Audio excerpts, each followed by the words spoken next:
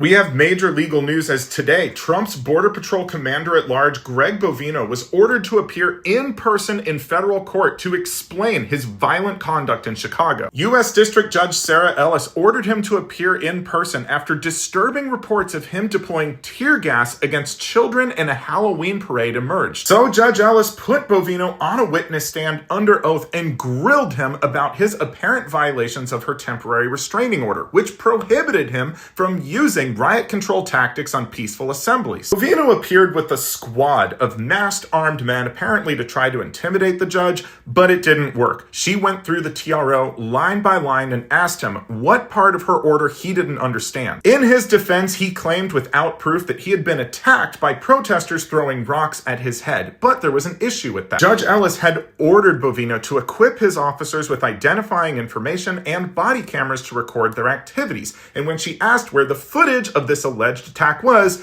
he claimed that, his officers had body cameras, but he didn't. Judge Ellis was not amused and asked Bovino if he saw what the problem with that was. But most outrageous was video evidence that Bovino himself had deployed a tear gas canister into a crowd of children who were on their way to a Halloween parade. Judge Ellis admonished him, saying, "Kids dressed in Halloween costumes walking to a parade do not pose an immediate threat." Finally, Judge Ellis admonished Bovino and reminded him of his oath to the Constitution. She also ordered him to appear physically in court at 6 p.m. on every weekday between today and November 5th. The reason is obvious. Bovino is playing dumb, not following her orders, and lying about being attacked as a pretext for attacking unarmed civilians. Judge Ellis is not fooled. Now, you might be wondering, if these offenses are so harsh, why doesn't she just hold him in contempt or throw him in prison? It's too soon for that. She needs to build a body of evidence to show deliberate refusal to follow orders before she can impose harsh consequences like that. This is a developing situation. We can expect daily reports as Bovino is hauled into court to explain himself. If you want to stay in the loop, you can follow for more.